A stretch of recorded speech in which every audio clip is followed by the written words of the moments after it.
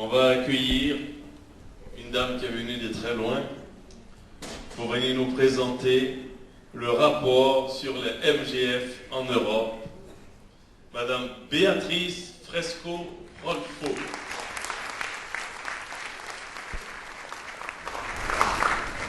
D'abord, je voulais vous remercier, vous dire que j'étais très honorée et très émue d'être ici avec vous aujourd'hui. Je suis élue au Parlement de Monaco et à ce titre, je représente Monaco au Conseil de l'Europe. Alors, le Conseil de l'Europe s'occupe des droits de l'homme essentiellement et il a été décidé de faire un rapport sur la mutilation génitale féminine en Europe. J'ai donc été nommée rapporteur et le rapport a été adopté à l'unanimité en octobre 2016. En octobre 2016. Donc je vais vous faire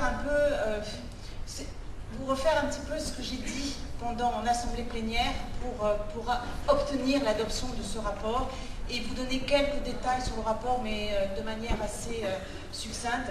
Je pense que les intervenants qui étaient là aujourd'hui ont été merveilleux et je préfère aller plutôt sur ce que j'ai dit en assemblée plénière. Donc à chaque minute, c'est une femme, une enfant, une jeune femme qui est soumise de force à une mutilation génitale par les membres de son entourage le plus proche. Un enfant ou une jeune femme toutes les minutes. Les chiffres sont éloquents. Selon l'UNICEF en 2016, 200 millions de femmes et de filles avaient subi une mutilation génitale dans le monde. Aujourd'hui, on estime à 180 000 le nombre de filles menacées en Europe. Derrière ces chiffres, il y a des femmes, des jeunes filles, des enfants. Elles subissent ces pratiques. Leurs conséquences physiques et psychologiques sont souvent irréparables. Je viens de prendre connaissance d'une expertise sur la Guinée, dont Madame a dit 97% étaient en effet soumises à l'excision. Il y a une recrudescence des excisions parce qu'ils ont ils ont mis une interdiction légale.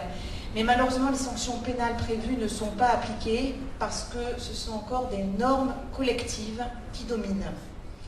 Alors l'objet du rapport pour le Conseil de l'Europe n'était pas de désigner de coupables, car je croyais et je crois fermement que la complexité des mutilations génitales exige que nous évitions de telles simplifications.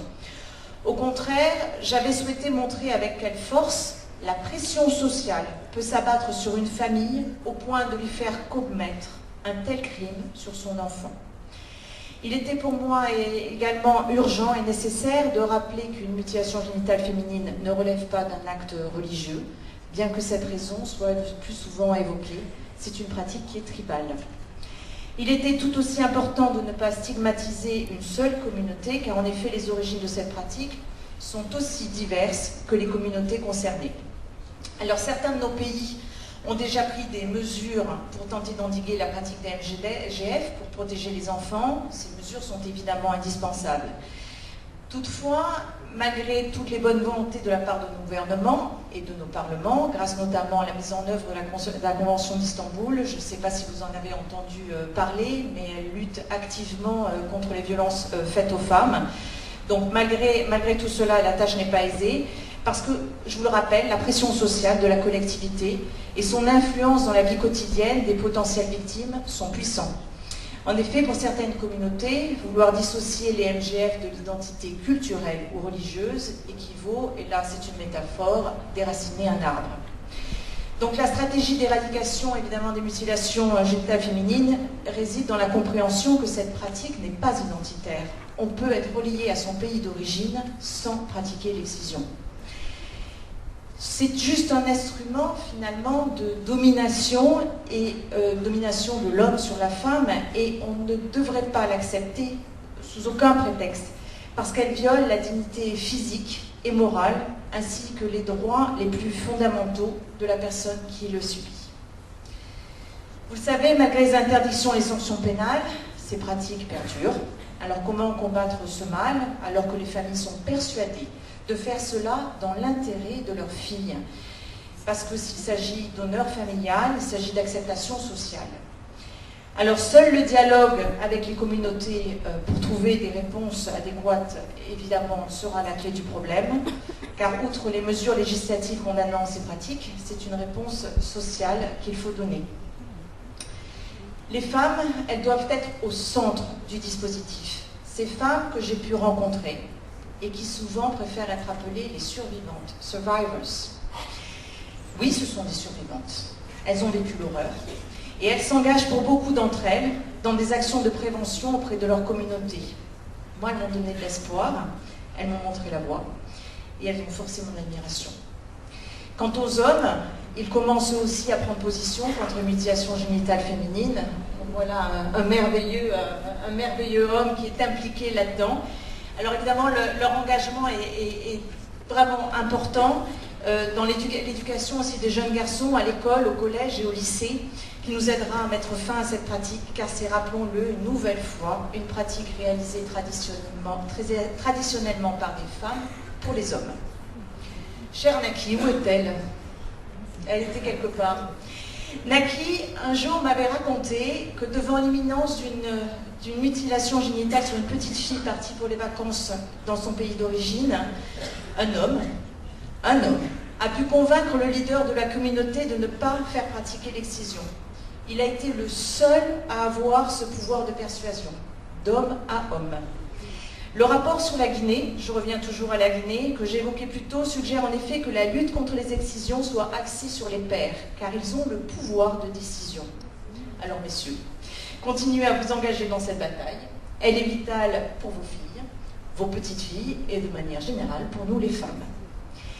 Enfin, je voudrais saluer l'excellent travail des bénévoles, et notamment des associations, ici, qui œuvrent chaque jour sur le terrain pour convaincre femmes et hommes de la nécessité de mettre fin à ces pratiques néfastes et du bénéfice qui résulte de l'arrêt de ces usages. Toutefois, il reste primordial que ces associations coordonnent leurs efforts. Deux approches différentes pourraient anéantir leurs actions. Alors, je vais revenir au rapport du Conseil de l'Europe. Il propose toujours plusieurs choses, dont notamment de reconnaître les mutilations génitales féminines en tant que violence faite aux femmes et aux enfants. Je vous rappelle que ce rapport s'adresse à plusieurs pays. Donc, même si la France a déjà adopté des mesures législatives, le rapport, lui, il englobait plusieurs pays. C'est pour ça qu'il peut vous sembler suggérer des choses qui existent déjà en France. Donc, il voulait activer les politiques de campagne de sensibilisation et d'information contre les mutilations génitales féminines. Il désire ériger en infraction pénale le fait de soumettre une femme ou une fille à une mutilation génitale ou même de l'inciter à la subir. De tout mettre en œuvre pour que les jeunes filles ne le subissent pas lors d'un voyage à l'étranger. De mettre en place des ordres de protection pour les jeunes filles à risque. Ça existe en Angleterre. Ils ont eu beaucoup d'excellents résultats avec ces ordres de protection. Une meilleure formation des professionnels de santé, enseignants et travailleurs sociaux. Et enfin, de soutenir toutes les actions de prévention et aussi par là j'entends un soutien financier aux associations qui sont sur le terrain. Pour conclure, je vous demanderai si, à votre avis, la peur donc de perdre son identité peut tout justifier. Je pense, et je suis sûre que vous allez me suivre, que ni la religion, ni la culture, ni l'intégration sociale ne constituent une justification à cette violence. Il s'agit d'une amputation. Toutes les femmes qui m'ont fait part de leur expérience me l'ont dit, il me manque quelque chose. Un petit côté un peu plus personnel, la femme que je suis qui a commencé ce rapport n'est pas la même que celle qui l'a terminé. Quand j'ai pu rencontrer toutes ces femmes, rencontrer aussi des professionnels de santé, évidemment, j'ai été très très touchée. Et c'est pour ça, je pense, que je me suis beaucoup impliquée et je continuerai à m'impliquer, même si le rapport est terminé, dans la lutte contre les mutilations génitales féminines. Et je voudrais juste reprendre les mots de l'ancien secrétaire général des Nations Unies, son Excellence, M. Ban Ki-moon.